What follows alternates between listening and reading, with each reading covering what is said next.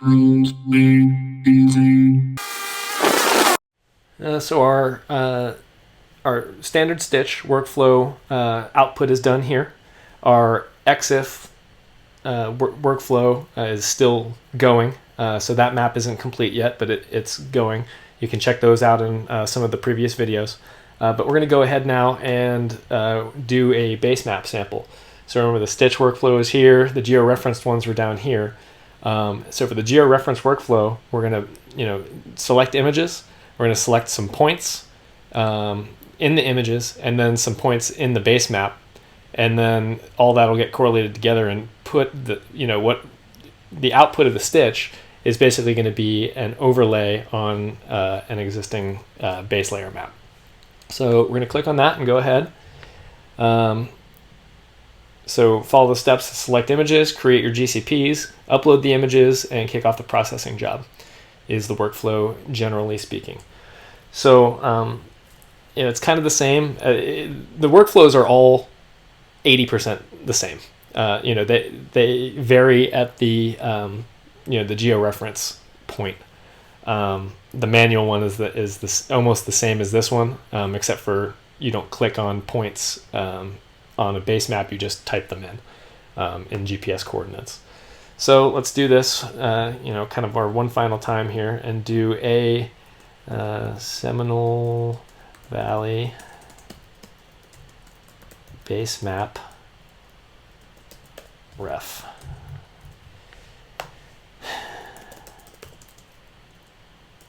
Pretty trees and GCPs, because we're going to be making some GCPs.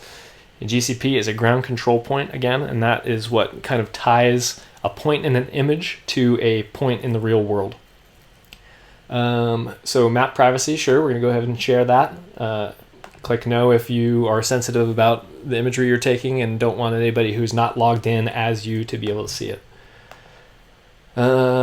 Yes, all the images were taken from the same camera. We've gone over this. The images are the same resolution. Different focal lengths will mess things up. So to move forward, we need to do this. Select images to upload. 2000 limit. We're just going to select all these. But what I like to do when I'm selecting all these at this point is to actually come through and see which things we think might be good places to draw our georeference points, things that'll be easy to find and that we have a couple views of. So for this right here, we have, that's not very interesting. You can see the people there. We have the airplane. That's kind of a cool thing, and we know from the previous ones that you can kind of see that in the reference map. So we'll probably do something there. This pad shows up a couple times here. So those two images would be good things to do. There's the airplane again, and the pad. So we have three images of the airplane and the pad, which tells you a couple things. You have enough overlap, and that you have some good reference points. That's the barn. That's maybe not that interesting. There's this tree. That's maybe something near that tree. We have a couple shots of the tree. So there's there it is. It's kind of at this intersection. You have that tree there. Trees in general are kind of a bad reference point because the base maps are usually taken at different times of the year, and sometimes they don't have leaves. Generally, you want to do your ground control points for things on the ground, things that aren't going to move. Like, don't use a truck as a georeferencing point because it might not be there the next time. So here's that tree again. We like that. Here's all these barrels and things. So we have a lot of good points here. We'll probably be able to find them. So we're going to go ahead and add those. We got up to our 15 picture limit. We're going to go ahead and hit next. Again, this is to just read the size of the image. I'm going to hit OK. This is kind of an interesting thing. So we're coming in here to manually add ground control points, not manually type them in, but manually click on a map, even though these images are geotagged. So when reading the EXIF for the camera or for the images, it actually had a location in it. That location is probably not as accurate as just picking a point on the ground, which is why you would go through this route even though you have geotagged images. So it is interesting though, because that'll help us out in a minute, and you'll see why. So next, we're going to go, we've done this a couple times. It's got to be JPEGs, got to be the same orientation. Sometimes the orientation thing messes it up. Sometimes it doesn't. We prefer that they're all, the uploader looks better. The processing is just better if they're all in the same orientation. You don't have to totally beat yourself up about it. If you took your data with the orientation sensor on and it comes out looking like this, it's not the end of the world. You don't have to go out and take the data again, which I know is kind of like the ultimate penalty. And again, trim out the oblique images and images that aren't taken at the cruising altitude. So these look good. Let's go ahead and hit next. We're going to do this again. So it's 52 points because we didn't delete one like last time. This time it's taking all 52 points out of the purchased points total. There were no subscription points available, so now we have 0 subscription points that are being used, but 52 out of the purchased points. So we can move forward again. This is the heart of the georeferencing workflow with the Basemap. So you have 2 of these boxes that you have to meet the criteria. You have to create at least 7 ground control points, and you have to, at least 3 of the ground control points must be represented twice. And we have a couple things to kind of help make that go smoothly, but we'll just jump right in here. So again, yeah. So we hit add new ground control point, and I'm worried that this is going to be too big for the video. Add new ground control point brings up this dialog where you're going to pick the image that has the point in it. And remember before we said we like this airplane area, so we'll pick the first image we find that has the airplane in it. And then we're going to zoom out. This is kind of a scroll to zoom. This is the image. So on the left is the image, and on the right is the base map. And usually, there we go. So because I opened that twice, it came up over in Africa, which is where 0 degrees of latitude, 0 degrees of longitude are. But this pin was previously drawn where the EXIF tag for the image was. So if you remember from the EXIF tag, this is kind of where it's guess as to where it was. So we can zoom in on the airplane here on the image side of the georeferencing panel. And we're going to drop a pin. Oh man. It's not liking squeezing in this little window. So we're going to drop a pin on this lower right corner of the airplane pad here. And then on the map, we're going to zoom in and we're going to draw a point there as well. And right now we don't have the option to reuse the location because this is the first one. Later on, so when you're trying to make one of your 3 pairs of GCPs that have to be at the same point, you can actually hit reuse this location and then save. So we're going to save that, and it comes here into this table. And so what we're doing in georeferencing is saying this point in latitude, longitude, elevation in the world, in the real world, this is that corner of the pad is described by this set of numbers here. This means 223 meters above sea level at negative 91 degrees longitude and 42 degrees latitude. And what that does is correlate to pixel number 1297.78 in your image across the width and 873 pixels down. And if we want to check that, we can kind of come back here and click on it and make sure that what we did was correct, and that this matches up with this pretty well. So we can close that, and you can delete it if you want to, but that's a pain in the butt. So, all right, so we're going to add another GCP. So last time we did image 401, it was this image. So this time we're going to do image 400. So we'll open that, and again, you can reuse this location because this is the second one. And we're going to come up here, we're going to zoom in on this image, and we're going to drop our point, get it in the right spot, reuse this location, and save it. And it highlighted them green to show that these are a pair.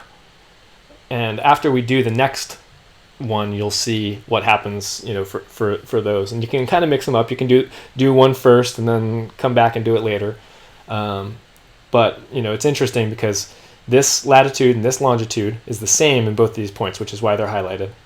But the pixels are different. So basically, it says these two images, these two locations in these two images equal the same point in the real world. That's kind of an important core thing that lies at the heart of our processing for doing the georeferencing.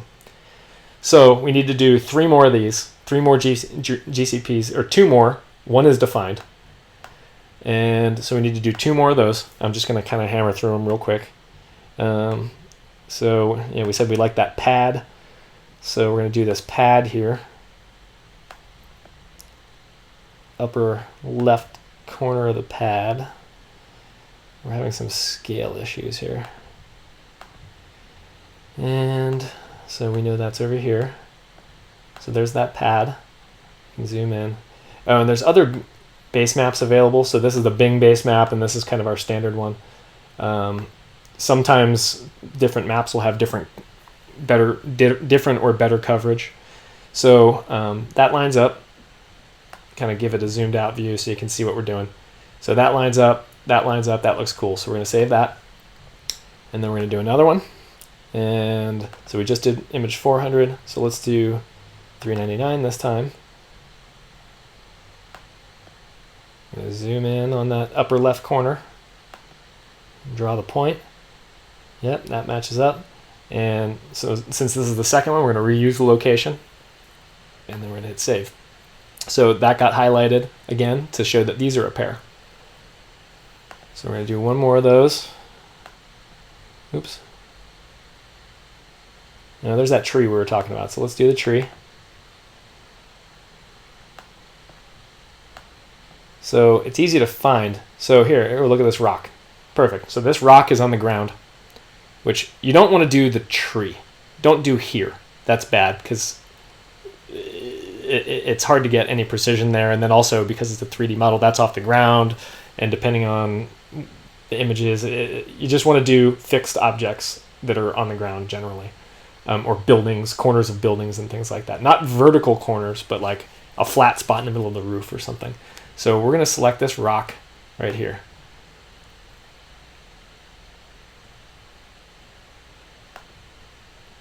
And again, I'm just right-clicking. You can kind of see on my little thing here that when I right-click, when I left-click, the left half does it, and when I right-click, the right half gets highlighted. So again, I'm just right-clicking. And so here's that tree. It's by some of this stuff. So as I was saying, this tree looks like it was dead at that time of year or something. And there's not really enough detail. So this is a less than ideal situation, but you know, you can kind of guess as to where it would be. So I'm going to say it's right there. And okay, 1 more. This is a little tedious, I understand, but it really, you can do it quickly after you kind of figure out what you're doing, and you can wing through it pretty fast. And the added precision that you get by doing this, doing it this way, is worth it. Sorry, the scaling to keep it in the video is kind of throwing off the thing. So we're going to reuse that location and save. So now we have our 3 pairs. So this one is highlighted green, ready to move on. We still can't go to next because we need to create at least 7 ground control points. So this one we don't have to pair with anything really. So we're going to pick something we think we can find. I think I saw this stuff before. So zoom out. All right, here's this white barn thing that we're kind of looking at here. So let's put this like kind of on the edge of the road in the middle of this barn thing. Right there. And this is totally throwing me off. All right, how about this? This? There we go. So those kind of match up. You know, your georeferencing is only going to be as good as the points you put in. So if these points are within a foot, then your georeference is going to be within a foot right there. Sometimes it's kind of better to, you know, do some images that you know are in the corners of the area. You know, this was kind of a small area. It's really only like right here. But we did a point here and here and over here. You know, off in the field, it's hard to find something good to tie to. So we're going to save. We're good now. We got 7, and we got 3 pairs. And these are all highlighted, and that looks pretty cool. So actually, I did something stupid, and I shouldn't allow myself to do that. I added that one of the rock next to the tree twice. And I'm going to change it so that doesn't happen. So I'm going to go and add that one again. So where was it? You can click on the map and kind of view here. So, okay, so we're doing this rock that's next to the tree. Here's kind of our estimate of where that rock is. All right, so let's go find another picture that has that that's not the one that ends in 394. All right, 391 looks like it has it. So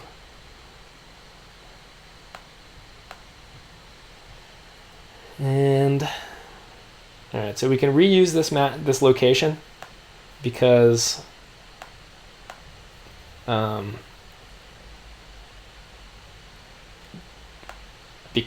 when we went back and looked at it, that actually sets the previous point that we kind of looked at things.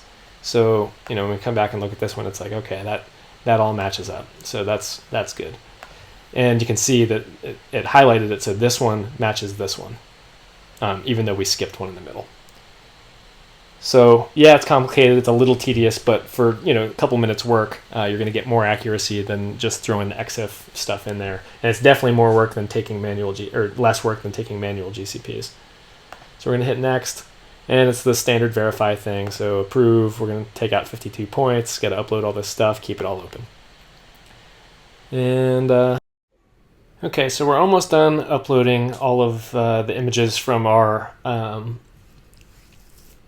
Seminole Valley Basemap Georeference data set.